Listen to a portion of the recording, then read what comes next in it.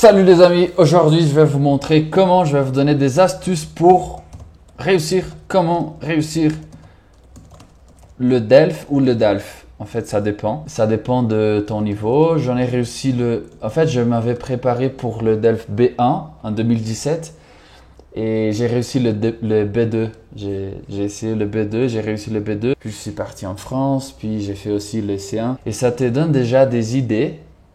Je sais pas, je te connais pas, mais peut-être tu as un niveau différent de ce que tu imagines. Peut-être tu imagines, mon niveau il est pas très bon, je sais pas quoi, je parle pas français, je sais même pas et tout ça. Mais quand tu vas essayer l'examen, tu te prépares un petit peu, tu comprends la dynamique de l'examen et tu auras un niveau encore meilleur, d'accord? On y va pour les 5 points.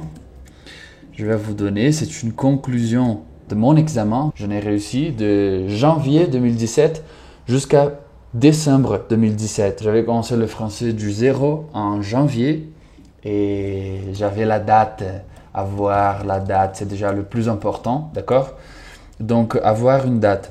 Il y a beaucoup de gens qui veulent faire l'examen, qui veulent savoir quel est le vrai niveau, tu vois, parce que tu es un peu perdu quand tu vas étudier tout seul et puis tu sais pas comment est ton niveau en français.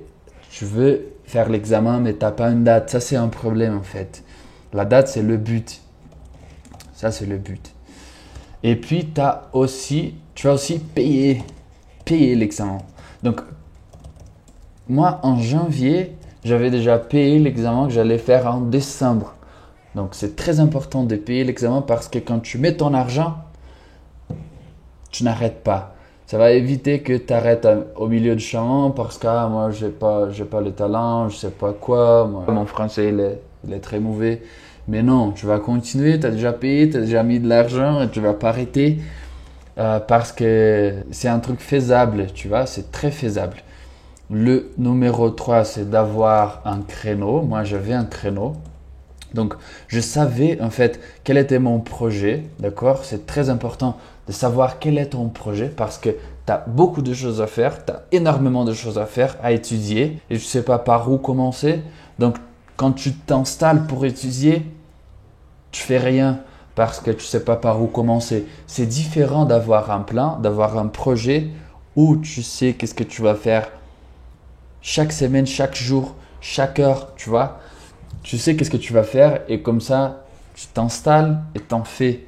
Après, il faut faire beaucoup des examens blancs, des simulations, faire beaucoup de simulations du jour, d'accord? Des choses qui vont te montrer comment l'examen il marche, c'est comment la dynamique, pour te sentir en fait. Il en faut vraiment se sentir en pression. D'accord? Parce que quand tu te sens en pression avant, au jour c'est plus facile. Tu sens moins de pression. Mais quoi faire? Comment faire le projet, le plan? Comment créer le créneau? Et comment faire les simulations? En fait, il en faut savoir un petit peu comment sont tes 4 compétences. D'accord? Donc, bien connaître tes 4 compétences, bien analyser, bien savoir quels sont tes points de faiblesse, d'accord? Donc, les 4 compétences, ça c'est important. Compétences.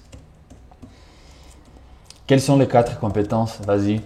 Écrire, lire, parler et puis comprendre. Donc, en fait, ça, il y a des points de faiblesse que tu dois faire tu dois faire beaucoup de simulations pour que tu passes pour ces sujets-là. Mais généralement, les points de faiblesse des gens sont pour parler et pour écrire. Des créations, les compétences des créations en général sont plus difficiles, d'accord? Et ça, lire, c'est presque donné. En fait, tu vas comprendre comment l'examen il marche, mais tu n'as pas besoin de longtemps, genre des semaines, ça suffit. Et puis pour comprendre, tu utilises les vidéos pour apprendre le français, donc ça t'entraîne. Et puis, plus proche de l'examen, tu vas comprendre comment la dynamique de la compréhension orale. Et puis, ça, tu peux développer aussi, c'est faisable, mais ça prend du temps. Et ça prend du temps, d'accord? Ça prend du temps, ça prend du temps.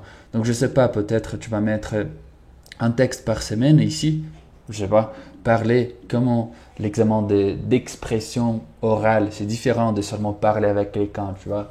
Il y a une structure, il en faut vraiment savoir comment mettre tes arguments. Il y a une dynamique spécifique.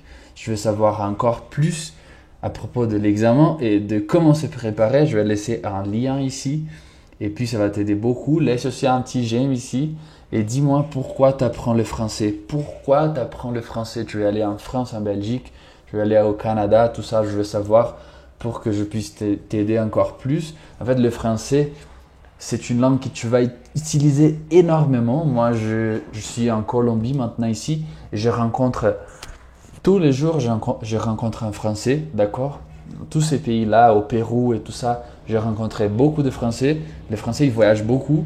Et puis, tu vas utiliser la langue française pour voyager aussi. Pas seulement pour avoir la bourse, pas seulement pour réussir l'examen.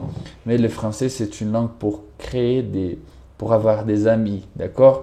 Pour rencontrer des amis, pour connaître des gens. Et c'est une langue vraiment parlée, d'accord? Donc, mets en pratique, vas-y, écris les choses, d'accord? Pour créer ton plan, pour créer ton projet, il ne faut pas seulement penser à ton projet. Ça ne va pas marcher. Il faut vraiment créer un projet au papier et ça va aller bien. D'accord? Bah, on se voit ici aux commentaires. Ciao!